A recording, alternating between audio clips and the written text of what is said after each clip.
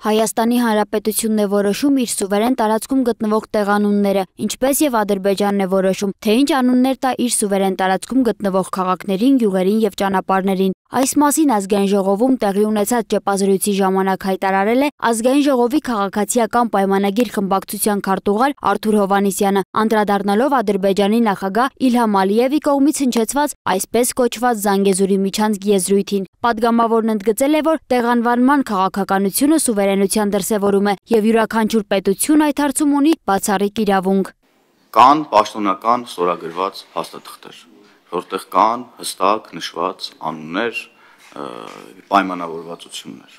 Մենք ելնում ենք պաշտոնական փաստաթղթերից եւ պայմանավորվածություններից։ Մնացած բոլոր խոսույթները ուրեմն չեն կարող լեգիտիմ լինեն, եթե վերաբերելի են Հայաստանի Հանրապետության սուվերեն որևէ տարածքի։ Հովհաննիսյանը նաև հավելել է, որ Ադրբեջանի նախագահի կողմից շրջանառվող Զանգեզուրի միջանցք ձևակերպումը որևէ կերպ չի արտացոլվում պաշտոնական փաստաթղթերում ամրագրված ձևակերպումներին։ Նա կրկին շեշտել է, Հայաստանը դեմ է ցանկացած միջանցքային տրամաբանության եւ բոլոր կապուղիները պետք է գործեն Հայաստանի օրենսդրության եւ սուվերենության շրջանակներում։ Նույն թեմային անդրադարձել է նաև ազգային ժողովի արտաքին հարաբերությունների մշտական հանձնաժողովի նախագահ Սարգիս Խանդանյանը։ Նա նշել է, որ հոկտեմբերի 2-ին կայացած Նիկոլ Փաշինյան-Իլհամ Ալիև հանդիպումից հետո երկու երկրների ղեկավարների մամուլի ծառայությունները տարածել են նույնական հաղորդագրություններ, որոնք իրենց բովանդակությամբ չեն ներառում միջանցքի եզրույթը։ Հայաստանի Հանրապետությունը եւ Ադրբեջանը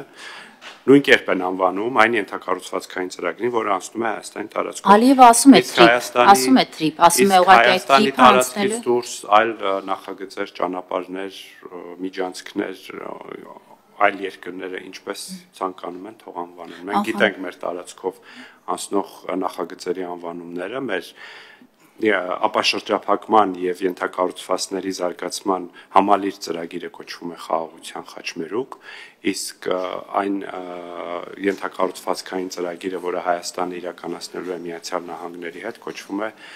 Թրամփի ուղի հանուն միջազգային զարգացման եւ խաղաղության։ Թրիփ ծրագիրն իրականում ենթադրում է տարածաշրջանային փոխկապակցվածություն, ուղևորափոխադրումների եւ բեռնափոխադրումների ապահովման համար, սակայն առանց որևէ երկրի տարածքի նկատմամբ հատուկ կարգավիճակ կիրառելու։ Խանդանյանի խոսքով Հայաստանն ամբողջությամբ պատրաստ է մասնակցելու տարածաշրջանային հաղորդակցությունների բացման գործընթացին, պահպանելով ինքնիշխանության, իրավահավասարության, իրավազորության սկզբունքները։ Նա նաեւ շեշտել է, որ Հայաստանի արտաքին քաղաքական ուղեգիծը հիմնված է խաղաղության օրակարգի վրա։ Ինչ վերաբերում է սահմանադրական փոփոխություններին, որպես Ադրբեջանի կողմից ներկայացվող նախապայման, Խանդանյանը նշել է, որ այս հարցը բացառապես Հայաստանի ներքին օրակարգի մաս է եւ չի կարող վերածվել բանակցային գործոնի։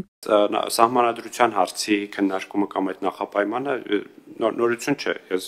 զարմանում եմ, որ դուք ասում եք այս հարցը նորություն է,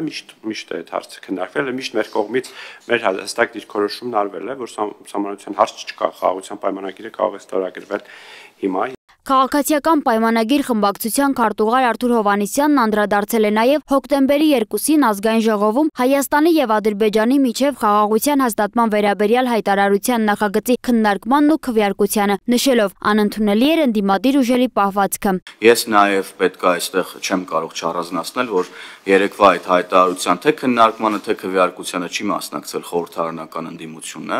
եւ խորհրդարանական ընդդիմությունը ըստ էության փախել է դահլիճից դրա նախորդ հարցի քննարկման եւ քվեարկության պահին, իսկ նախորդ հարցը հիշեցնեմ կիբերանվտանգության մասին մայր օրենքն էր, որը ուղիղ կապ ունի Հայաստանի Հանրապետության պաշտպանության հետ, ուղիղ կապ ունի եւ ընդդիմությունը հայտարարություն արեց, որ մեր համար չափազանց կարեւոր է այս նախագիծը, մենք պետք է գնանք եւ քննարկենք, գանք եւ մեր դիրքորոշումը արտահայտենք արդեն եւ չվերադարձավ դահլիճ, որպեսզի չմասնակցի, ուրեմն Հայաստանի Հանրապետության համար կարեւորագույն, ուրեմն այս իրադարձության վերաբերյալ հայտարարության ուրեմն քննարկմանը եւ ըստ էության սա էս ուզեցա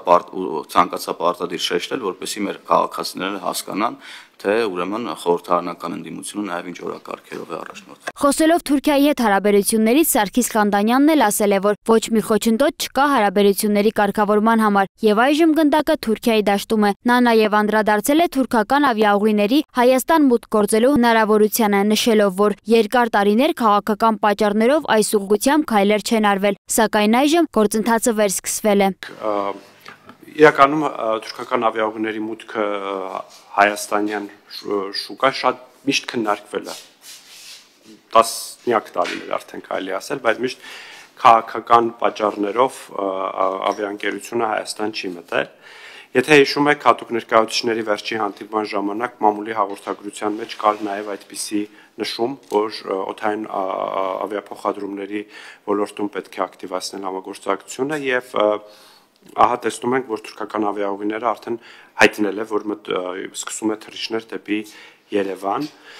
Չգիտեմ թե սա երբ կլինի, որովհետև այնտեղ տեխնիկական եւ իրավական հարցեր կան, լիցենզավորման հարցեր կան եւ այլն, բայց